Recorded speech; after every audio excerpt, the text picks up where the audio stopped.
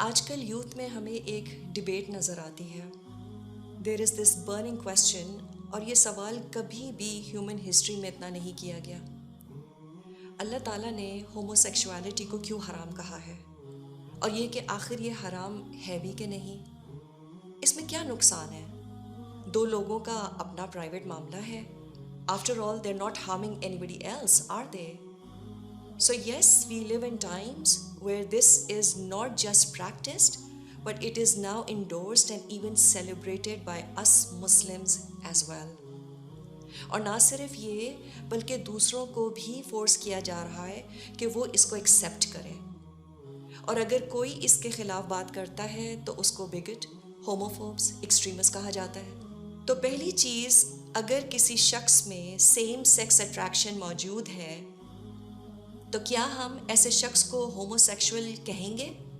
नहीं, क्योंकि बिल्कुल जैसे एक मर्द किसी औरत की तरफ अट्रैक्ट हो सकता है, लेकिन उसको हम जानी नहीं कहेंगे महज उसकी फीलिंग्स की वजह से, बिल्कुल इसी तरह किसी की फीलिंग्स की वजह से उसको होमोसेक्सुअल कहना बहुत बड़ी ज्यादती है। Words matter. It often creates the way we view the world. हम जब किसी भी तरह की डिज़ायर्स या अट्रैक्शन को लेबल देते हैं, we create a reality that interprets an action. तो अपने आप को होमोसेक्सुअल कहना, that I find myself attracted to the people of the same gender, these are two completely different things. Same sex attraction किसी भी इंसान में हो सकती है, और जी ये फीलिंग्स आउट ऑफ कंट्रोल भी हो सकती हैं अगर इसे सही से हैंडल ना करें। किसी में किसी शख्स को कत्ल करने की ख्वाहिश पैदा हो सकती है, तो क्या हम उन्हें मर्डरर कहेंगे? बिल्कुल जैसे किसी ऑपोजिट जेंडर के लिए अट्रैक्शन इंसान में पैदा हो सकती है, डू वी कॉल देम अडल्टरर? इसी तरह सिर्फ ख्वाहिश पर किसी को हम कैसे कंडेम कर सकते हैं, या उसे कैसे कोई भी टाइटल दे सकते हैं? तो ये रुझान इंसान में पैदाइशी होता है या नहीं, that's still debatable, but whether it is nature or nurtured doesn't matter really, क्योंकि इससे शरीयत के अहकामात वही रहते हैं, just in the case of opposite gender attraction. And the Islamic tradition is well aware of such inclinations towards the same gender. तो शरीयत में ऐसे रुझानात या इंक्लिनेशंस पर अमल करना जिना से ज़्यादा बड़ा गुनाह है। And there is a general consensus on this, not just in Islam, but also in other religions. There are many Muslims who are challenged with same-sex attraction. And let's not forget, this person can very well be your friend, your family member, it could be you too.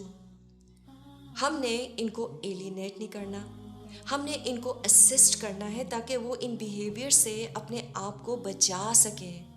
बिल्कुल जैसे कोई शख्स opposite gender की तरफ अगर attraction महसूस करे तो हम उसकी इस्लाह करने की कोशिश करेंगे ना, उसे अल्लाह से जोड़ने की कोशिश करेंगे ताकि ये इंसान कोई गुनाह ना कर बैठे। बिल्कुल इसी तरह इन लोगों को भी काउंसलिंग की ज़रूरत होती है, so that they don't act on their inclinations and commit a sin. और अगर कोई शख्स इस तरह की डिज़ायर्स के बावजूद अपने आप से जहाद कर रहा है, it's absolutely commendable. This is something प्रेजवर्दी। Allah has guided this person to recognize the evil of engaging into this behavior. That's a great attitude they have. But if they want your help, we should have the compassion to help them, given that we have guidance on this issue from Quran and Sunnah. ये एक बड़ी आजमाइश होती है किसी भी इंसान के लिए, और हमें अपना रोल क्लियरली मालूम होना बहुत ज़रूरी है। We must honour their choice to resist the temptation that they have. फिर हमें अहादीस से ये भी पता चलता है कि अल्लाह ने कोई बीमारी इस दुनिया में पैदा ऐसी नहीं की है जिसका इलाज मौजूद ना हो, चाहे वो फिज़िकल इलनेस हो या मेंटल इलनेस हो। And the best thing that you may do for this person is make दुआ।